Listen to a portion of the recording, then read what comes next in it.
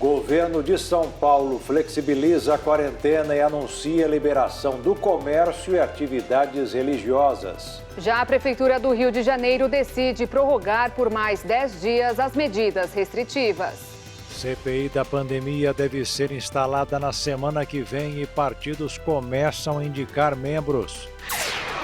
Presidente da Caixa divulga a antecipação de pagamentos do auxílio emergencial. Com a campanha em ritmo acelerado, o Brasil se aproxima da marca de 35 milhões de doses aplicadas contra a Covid. Imunizados com vacina da Pfizer devem precisar de terceira dose, alerta farmacêutica. China tem crescimento recorde no primeiro trimestre do ano. E após novo surto de coronavírus no Japão, Olimpíadas correm risco de mudar de data de novo. Agora no Jornal das 22.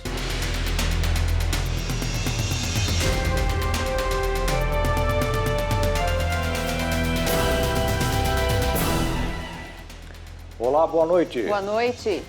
A CPI da pandemia deve ser instalada na próxima quinta-feira, dia 22. Na segunda-feira, o Senado deve definir como serão os ritos de eleição por causa da pandemia. Os 11 membros da comissão já foram indicados pelos partidos e hoje os nomes dos possíveis presidente, vice e relator foram anunciados.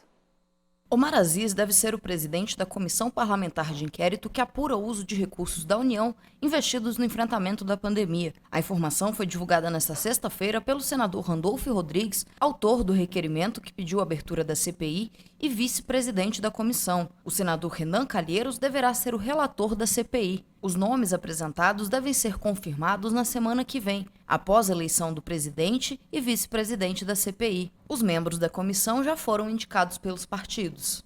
Na data de ontem, após as indicações dos partidos e dos blocos partidários, dos 11 titulares e dos 7 suplentes, a presidência fez a leitura para a publicação da composição da Comissão Parlamentar de Inquérito e agora, em reunião com o secretário-geral da mesa, Dr. Gustavo Saboia, estamos definindo os procedimentos para a eleição do presidente e do vice-presidente da Comissão Parlamentar de Inquérito.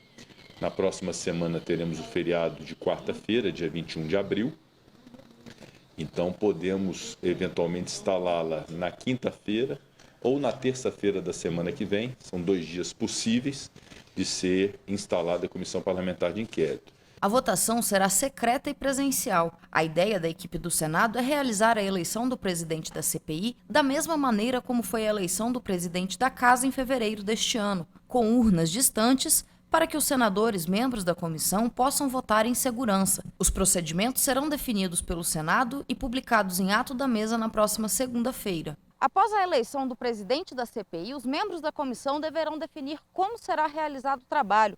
Isto porque, em função da pandemia, muitos procedimentos precisam ser adaptados para manter a segurança sanitária sem comprometer a apuração dos senadores. Então, feita essa organização da instalação da Comissão Parlamentar de Inquérito, que depende desta sessão presencial para a escolha do presidente e do vice-presidente, ela estará então instalada. Importante dizer que a eleição do presidente e do vice-presidente é uma escolha dos membros da Comissão Parlamentar de Inquérito. Não cabe ao presidente do Senado esta definição. E, igualmente, o relator, uma vez eleito o presidente da comissão, é o presidente eleito que designará um relator da Comissão Parlamentar de Inquérito. A eleição do presidente e do vice-presidente, que é a própria instalação da CPI, que me cabe cuidar como presidente, esse é o meu limite de atuação em relação a essa CPI, será presencial. Os senadores que compõem a Comissão Parlamentar de Inquérito deverão estar no prédio do Senado, ou dentro da própria sala da comissão, ou fora, para poder votarem no presidente e no vice-presidente da comissão. Para o presidente do Senado, o trabalho deverá ser feito com cuidado e seguindo a Constituição, pois, embora a situação da pandemia exija cautela, muitas atividades da comissão precisam ser presenciais. Há alguns atos que são irremediavelmente necessária a presença física das pessoas. Eu não vejo, por exemplo, a inquirição de testemunhas às quais se deve garantir a incomunicabilidade, elas não podem ser orientadas de outra maneira que não seja presencial.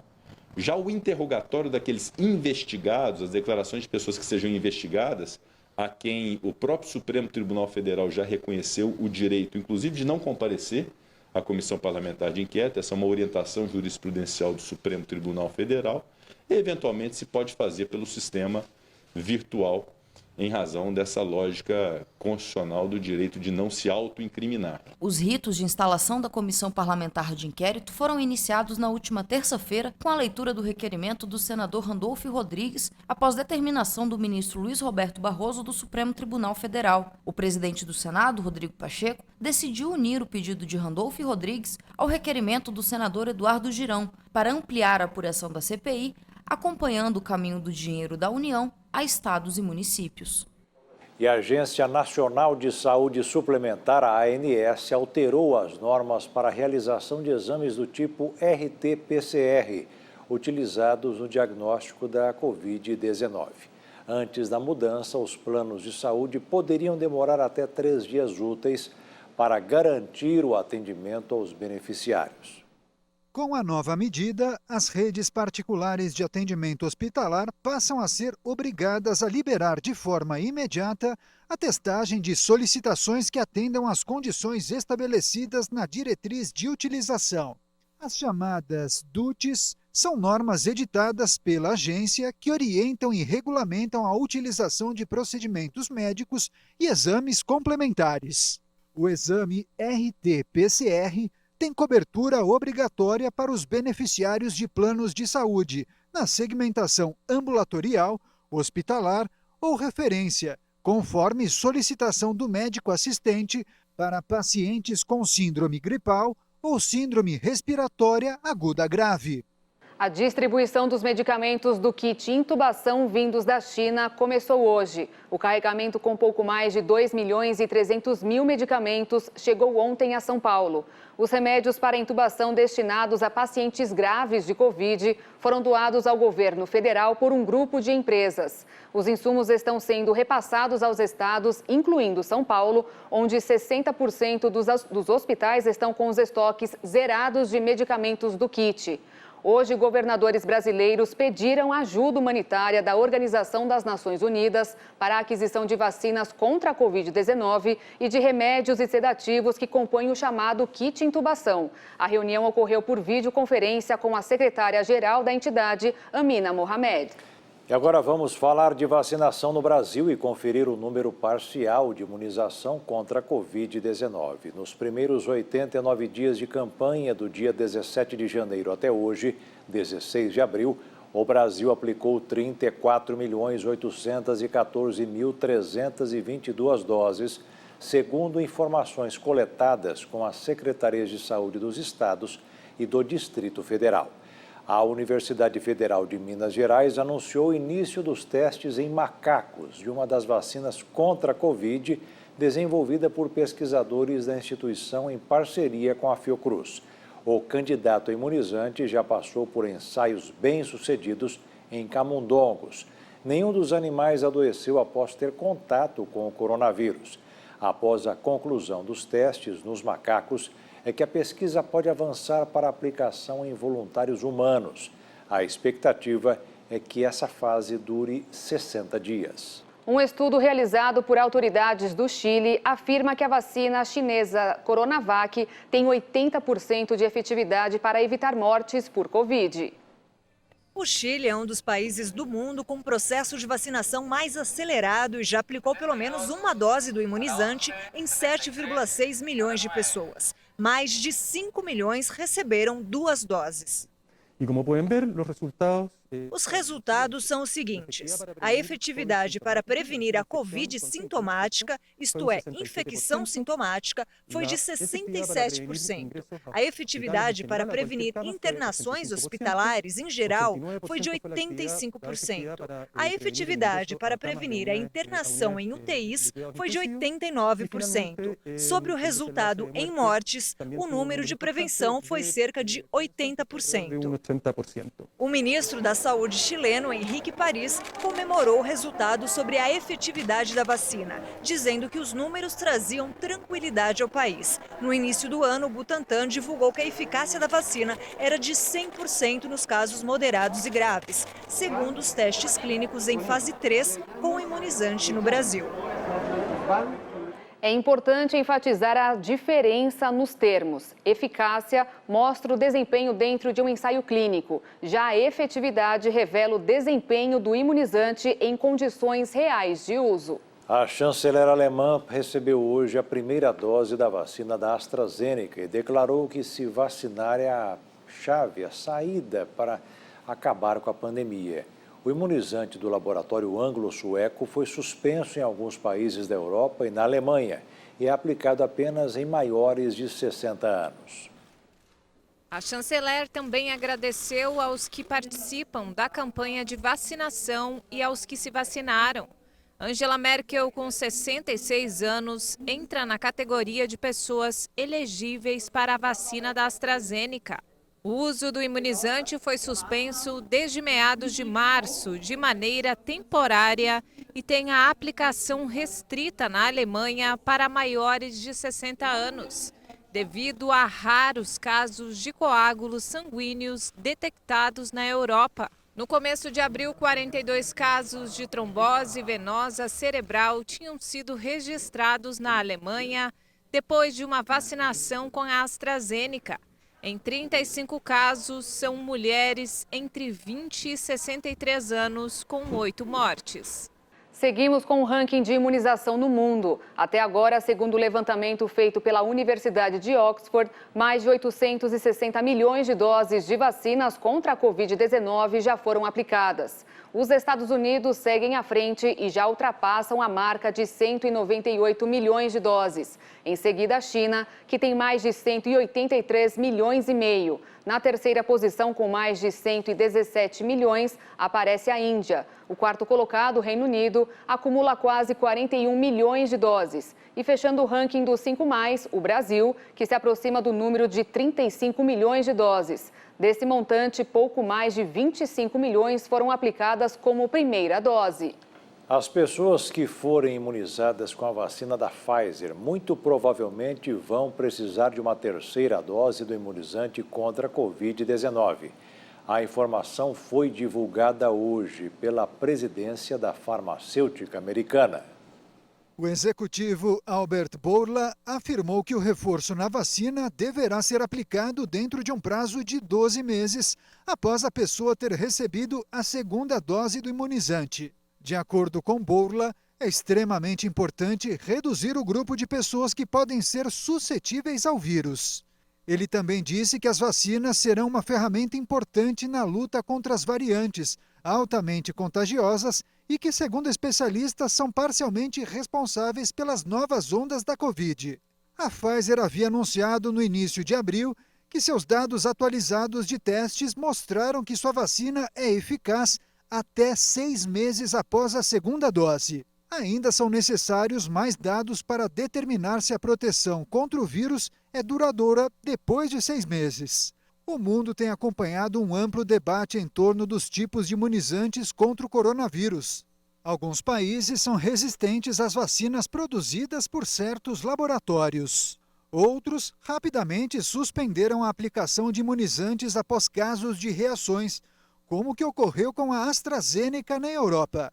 Somente a distribuição e aplicação das vacinas contra a Covid não vão acabar com a pandemia. Esse alerta já tinha sido feito pela Organização Mundial da Saúde em dezembro de 2020. Na ocasião, Michael Ryan, diretor de emergências da entidade, disse que as vacinas não significam zero Covid. Segundo o executivo, as vacinas e a vacinação são uma ferramenta importante ao que já é oferecido, mas por si só não farão trabalho.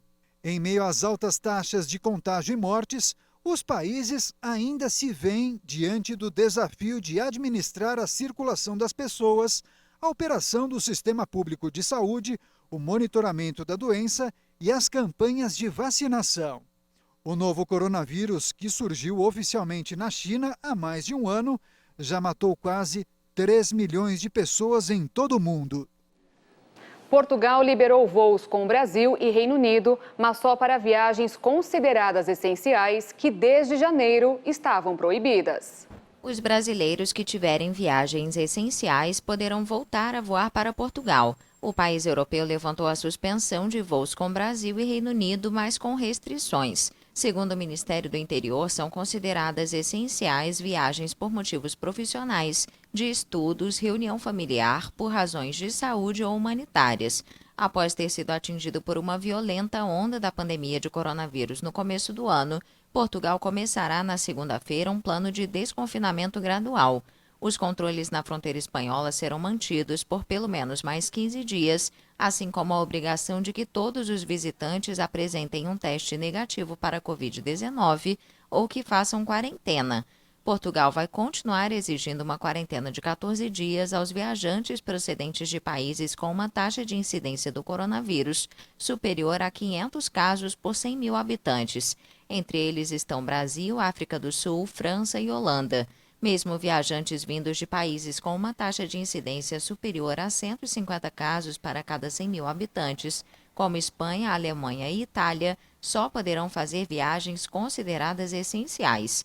Atualmente, cerca de 500 novos casos de Covid-19 são registrados por dia em Portugal, bem diferente das 13 mil novas infecções diárias no fim de janeiro. E veja a seguir, o governo de São Paulo anuncia a liberação do comércio e atividades religiosas. E a Prefeitura do Rio de Janeiro prorroga medidas restritivas.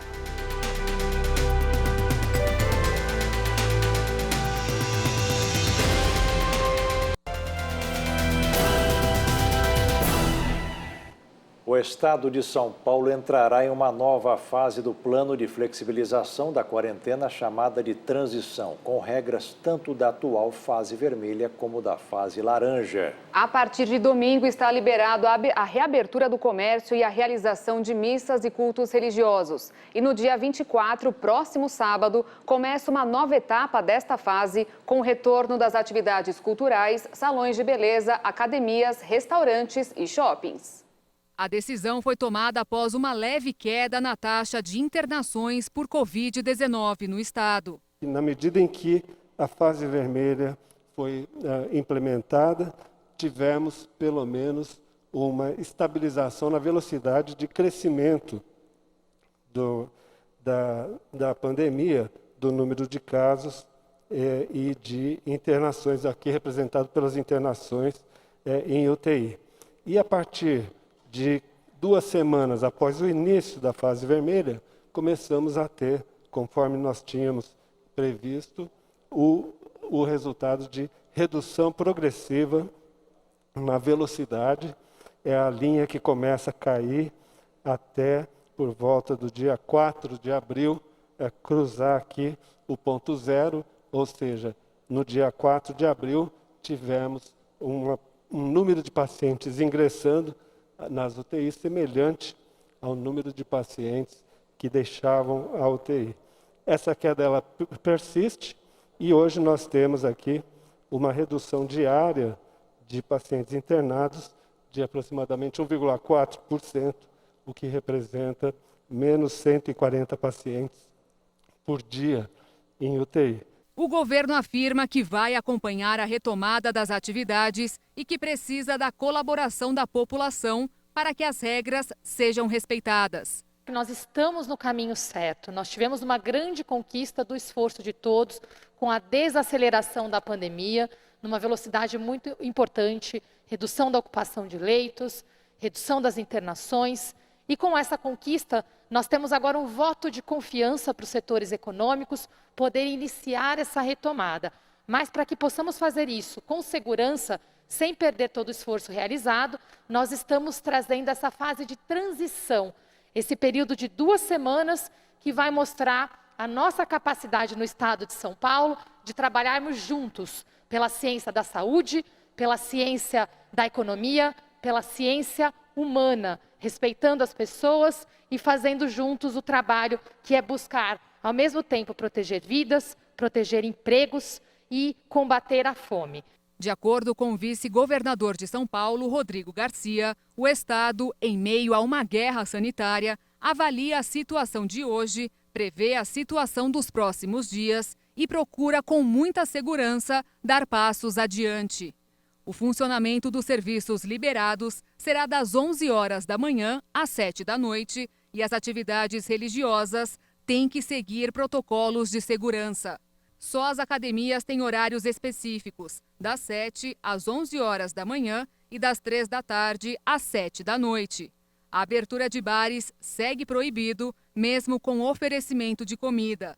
Para todas as flexibilizações, vale a ocupação máxima de 25% dos estabelecimentos. Ficam mantidas as medidas da fase vermelha, como a recomendação do teletrabalho, a recomendação do escalonamento de horários alternados para a entrada de funcionários dos setores de serviços, do comércio e da indústria, e o toque de recolher das 8 da noite às 5 da manhã. No dia 30 de abril, deve ser divulgada uma nova atualização do Plano São Paulo. A Prefeitura do Rio de Janeiro prorrogou por mais 10 dias as medidas restritivas contra a Covid-19 na capital. A determinação foi publicada hoje no Diário Oficial do município. Agora valem até o dia 27 de abril as medidas restritivas da pandemia no Rio de Janeiro. Com a prorrogação, seguem proibidas a abertura de casas noturnas e a realização de eventos. O toque de recolher também continua e fica proibida a permanência nas ruas entre as 11 da noite e 5 da manhã. Bares, lanchonetes e restaurantes podem funcionar até as 9 da noite, com 1 hora de tolerância. O funcionamento do comércio segue de 10 da manhã às 6 da tarde. Museus, bibliotecas, cinemas, teatros e parques ficam abertos de meio-dia às 9 da noite. Também é proibida a permanência na areia das praias, em cachoeiras e parques, sendo permitidas apenas as atividades esportivas individuais e coletivas, sem causar aglomeração. As feiras especiais, como as de artesanato, seguem fechadas. Washington tentou reduzir as tensões com a Rússia e renovar a proposta de uma cúpula com Vladimir Putin. Mas a Rússia anunciou nesta sexta-feira que vai expulsar 10 diplomatas americanos em resposta às sanções tomadas pelos Estados Unidos. A Rússia anunciou nesta sexta-feira que vai expulsar 10 diplomatas americanos em resposta às sanções tomadas por Washington. Moscou ainda acrescentou que recomendou ao embaixador americano retornar aos Estados Unidos. Vamos responder a essa medida na mesma moeda. Pediremos a 10 diplomatas americanos na Rússia que deixem o país. Lavrov se referia às medidas adotadas pelo governo de Joe Biden na véspera. O presidente dos Estados Unidos ordenou duras sanções econômicas contra a Rússia e a expulsão de 10 diplomatas russos, despertando a ira de Moscou. Mas Washington também renovou a proposta de uma cúpula com Vladimir Putin para buscar a redução das tensões. Desde sua chegada à Casa Branca, Biden disse que estava avaliando a resposta a uma série de eventos relacionados a Moscou, incluindo um ataque cibernético maciço e a interferência nas eleições de novembro nos Estados Unidos. O presidente democrata, que já chamou Putin de assassino, prometeu ser mais duro do que seu antecessor Donald Trump, acusado de complacência com o Kremlin. Também nesta sexta-feira, a Rússia anunciou que vai expulsar 5 diplomatas poloneses. Varsóvia adotou a mesma medida em solidariedade a Washington. E agora, mudando de assunto, a atriz britânica Ellen McCrory, que estrelou no cinema a saga Harry Potter e na televisão a série Peaky Blinders, morreu aos 52 anos em decorrência de um câncer. A britânica estrelou no cinema a saga Harry Potter e na televisão a série Peaky Blinders. O anúncio foi feito nesta sexta-feira pelo marido Damian Lewis no Twitter. De acordo com o texto, McCrory morreu em casa, cercada pela família e amigos. A primeira aparição da atriz no cinema foi um pequeno papel em Entrevista com o Vampiro, após ter começado sua carreira na televisão. McCrory interpretou Narcisa Malfoy nos últimos filmes da saga Harry Potter. A atriz também participou de 007 Operação Skyfall da saga James Bond. Ela se casou com Damian Lewis em 2007, com quem teve 2 filhos. E veja a seguir, a Caixa anuncia antecipação de pagamento do auxílio emergencial. E ainda, a China tem crescimento recorde no primeiro trimestre do ano.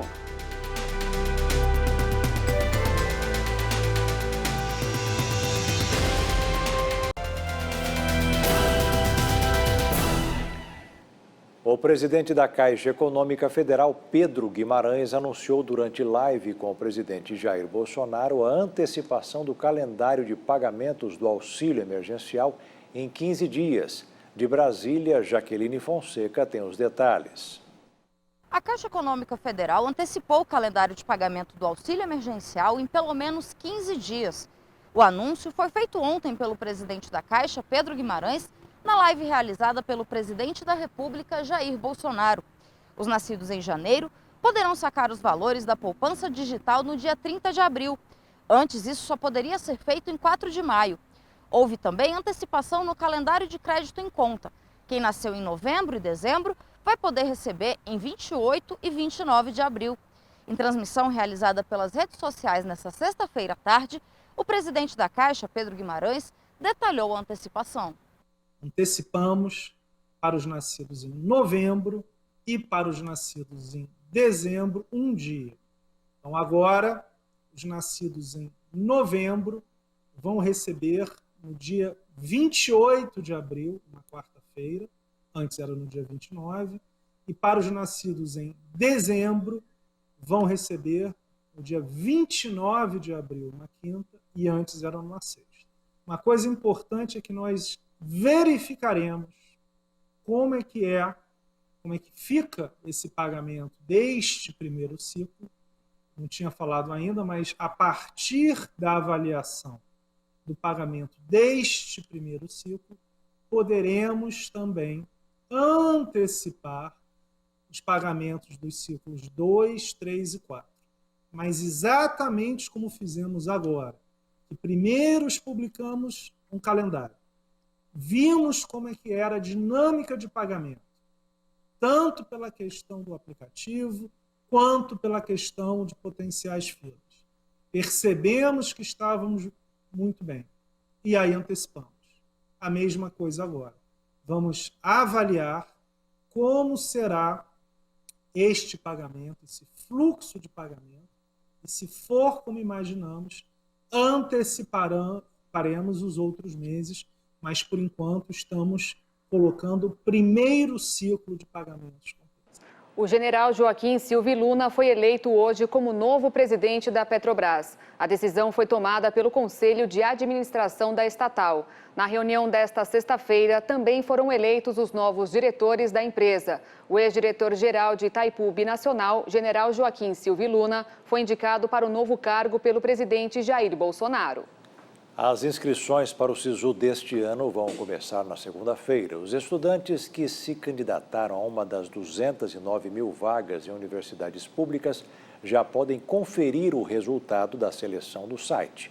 Os estudantes devem ficar atentos, porque o SISU faz apenas uma chamada e quem não fizer a inscrição até a próxima sexta-feira será eliminado, dando a vaga para outro candidato que estará na lista de espera, prevista para o dia 27. Quase todo o rebanho bovino brasileiro foi vacinado contra a febre aftosa no ano passado. Agora, o governo federal busca o reconhecimento de 6 estados brasileiros como livres da doença. 76 milhões de bois e búfalos, o que representa 98% das criações, foram imunizados. Depois desta campanha, o Ministério da Agricultura, Pecuária e Abastecimento reconheceu que o Paraná, o Rio Grande do Sul, o Acre, Rondônia, o sul da Amazônia e o noroeste do Mato Grosso estão livres da febre aftosa, o que facilita as exportações de um país. Agora, falta o reconhecimento internacional que foi pedido à Organização Mundial da Saúde Animal. O parecer técnico já foi dado, mas a palavra final ficou para o mês de maio. Será mais um passo importante para que o rebanho do país inteiro seja considerado saudável. Atualmente, apenas Santa Catarina tem o selo de qualidade da OMS Animal. Depois de um início de recuperação econômica no final do ano passado, a China registrou um grande crescimento no PIB no primeiro trimestre. A China anunciou um crescimento recorde de 18,3% no Produto Interno Bruto em ritmo anual no primeiro trimestre. Os números são altos, mas devem ser relativizados, porque as atividades econômicas foram paralisadas no mesmo período do ano passado devido à pandemia.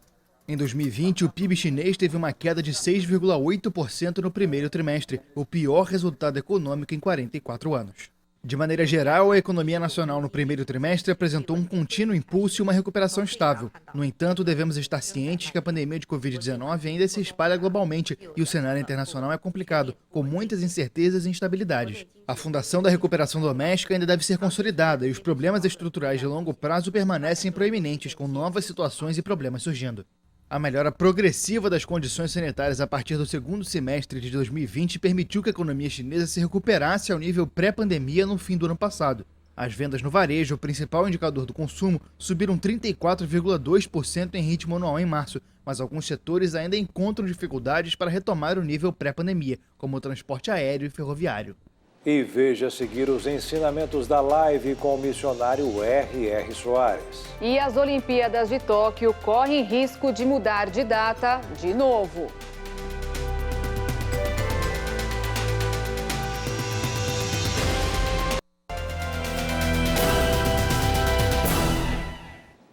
Após novo surto de coronavírus no Japão, as Olimpíadas correm risco de sofrer nova alteração de data ou até mesmo ser anuladas.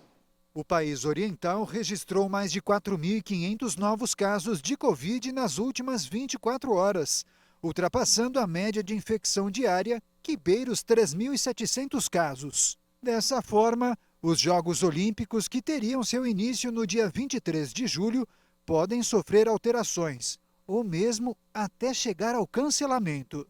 Foi o que reconheceu o vice-governante do Japão. Em declarações a um canal de TV, o secretário-geral do Partido Liberal Democrata, Toshihiro Nikai, disse que há muitas dificuldades a superar. Nikai esclareceu que a intenção continua sendo fazer dos Jogos um sucesso, para provocar o entusiasmo e a adesão do público. Por outro lado, o ministro japonês encarregado da campanha de vacinação mencionou a possibilidade de realizar os Jogos sem público local. Há poucas semanas, foi anunciado que não haverá espectadores estrangeiros nos Jogos. Os surtos repentinos de coronavírus alimentam a incerteza sobre a possibilidade de realização da competição no segundo semestre, já que grande parte da população japonesa se opõe à concretização dos Jogos por riscos à saúde. O Tribunal Superior Eleitoral realizou hoje uma audiência pública para a compra de urnas eletrônicas para as próximas eleições. A previsão do TSE é de que vai precisar de 300 mil unidades. Os modelos devem ser fabricados e entregues em todas as capitais do país. Uma licitação já foi finalizada e a produção dos modelos vai começar nos próximos meses. Para as eleições municipais de 2020, houve atraso na licitação e na contratação dos modelos, que não foram entregues a tempo, mas algumas já estão obsoletas. Cada urna deve ser trocada depois de utilizada 6 vezes, o que significa mais de 10 anos de uso. Segundo a presidência do tribunal, o esforço para o desenvolvimento de novas tecnologias é cada vez mais intenso a cada eleição, para tornar o processo eleitoral mais seguro. Isso passa, inclusive, pela utilização de novos equipamentos e novos hardwares, que permitem maior segurança das urnas. Um engano fez 46 pessoas receberem a vacina contra a Covid no lugar da dose contra a gripe em Itirapina, interior de São Paulo. A técnica de enfermagem teria cometido o erro ao separar frascos. Entre os moradores de Itirapina, imunizados por engano com a dose contra a Covid, estão 28 crianças e 18 adultos, sendo uma gestante. Segundo a Secretaria Municipal de Saúde da região, o erro foi percebido durante o controle do estoque das vacinas, quando notaram a falta de 46 doses da Coronavac. Uma técnica se enganou e enviou frascos do imunizante para o local onde está ocorrendo a campanha de vacinação contra a gripe na Escola José Cruz. A gestante e as crianças vacinadas por engano devem ser acompanhadas clinicamente, já que não há testes suficientes para determinar os efeitos da Coronavac nesses grupos. Em nota, a Prefeitura da cidade afirmou que todas as providências para a segurança dessas pessoas foram tomadas e, segundo orientação dos médicos especialistas consultados, o fato não traz riscos para a saúde dos envolvidos. Em Campo Grande, Mato Grosso do Sul, um médico adotou uma forma para se comunicar com os pacientes em recuperação. Segundo ele, os assistidos afirmam que se recuperar é um renascimento. Mato Grosso do Sul também sofre com UTIs lotadas. Cerca de 120 pessoas estão na fila à espera de um leito de UTI. UTIs lotadas significa um trabalho dobrado para a equipe médica. Você imagina a tensão em um hospital. Em meio a tudo isso, uma imagem chamou a atenção e viralizou nas redes sociais. O médico elaborou frases em folhas de sulfite e mostrou para uma paciente que passou vários dias entubada. Os recados dizem o seguinte: temos uma notícia para você. Você tem lutado há vários dias contra a Covid. Hoje podemos dizer que você está vencendo esta batalha. Vamos retirar este tubo e voltar a respirar sozinha? O jovem médico Dr. João Antônio Rico disse por que tomou esta iniciativa. O tubo não é o final da linha. O tubo faz parte do tratamento. E a nossa programação, quando entuba um paciente, é sempre pensando já em extubá-lo, que é retirá-lo do respirador. Então, a nossa alegria é poder, depois de 12 a 15 dias, retirar o respirador e fazer com que o paciente volte a respirar novamente. Para fazer os cartazes, o médico também levou em consideração o que ouviu de muitos pacientes que saíram de um estado grave da doença. Essa sensação, muitos pacientes descrevem para nós, é como se eles estivessem renascendo, voltando a viver novamente, recebendo um novo sopro de vida. Não tem alegria melhor que a gente ver uma pessoa respirando sozinha, que é uma coisa básica que a gente às vezes nem percebe, e voltar a respirar sozinho é uma coisa tão maravilhosa para aquele paciente. E agora uma pausa para a reflexão. Na live com o missionário, a história da abertura do Mar Vermelho mostrou que aqueles que seguem os caminhos de Deus sempre ficarão livres dos inimigos. A libertação do povo hebreu, perseguido pelo exército do faraó, está no livro de Êxodo. Aí o Moisés já tinha orado a Deus, Deus revelou. Moisés falou assim no versículo 13. Moisés, porém, disse ao povo: não temais, estai quietos e vede o livramento do Senhor, que hoje vos fará. Porque aos egípcios que hoje vistes, nunca mais vereis para sempre. Já profetizou a derrotada do exército do faraó. Aí o Moisés, mas o Moisés mesmo temeu um pouquinho, que ele ficou orando a Deus, o que eu faço agora? Eu não estou sabendo. E já sabia que ele tinha que ferir o mar, né? Aí Deus gritou lá do céu: Moisés, por que clamas a mim? Diga ao povo que marche. Aí o Moisés criou o juízo: pessoal, vamos baixar que nós vamos atravessar esse mar aqui a pé enxuto. Os duvidadores: não vai, não. Esse mar não tem ponte aqui, pé enxuto nada, vamos morrer todo mundo. Tem gente que é melequento mesmo, né? Duvidador. O Moisés feriu o mar, veio um vento forte, mas tão forte que separou as águas, mas tão forte que não derrubou nem uma criancinha. Vento inteligente, tudo de Deus é inteligente. Burro é do diabo, quem confia no diabo só dá topada na vida. Abriu e todo mundo atravessou. Aí o faraó chegou, exército, atrás dele entrou o faraó com aquela pompa, aquele cavalo bonito, né, puro sangue, e todo mundo ali, o cavalo inchando, e aí sabe o que Deus fez? Deus estava na frente dos israelitas, abrindo o caminho. Deus foi e passou para trás. E Deus era a luz para os israelitas, eles tinham luz como se fosse o sol do meio-dia. E para os egípcios era trevas, trevas das mais espessas que eles nunca viram. E o que ocorreu? Eu já tinha visto a praga das trevas lá e sabia que dava até para palpar as trevas. Que negócio feio, hein? Aí o que aconteceu? Deus começou a tirar os pinos das rodas das carroças, os cavalos empenavam. E o derrotado, vambora. Que embora nada. Quando atravessou o último pessoal de Israel, o último velhinho que você achou que ele estava capengando nada. Ele era educado, aquele passinho bonito, né? Ele e a velhinha lá, os dois de mão dada ali, cantando, vamos para a liberdade. Passou o último, o mar fechou, matou todos os soldados de Israel. Nunca mais viram o faraó nem aqueles soldados. Meu irmão, esses demônios estão seguindo você nunca mais vai vê-los. E o Jornal das 22 termina aqui. Obrigada pela sua companhia, um ótimo fim de noite, fim de semana, se cuida e até segunda. Boa noite, fique na paz. Tchau.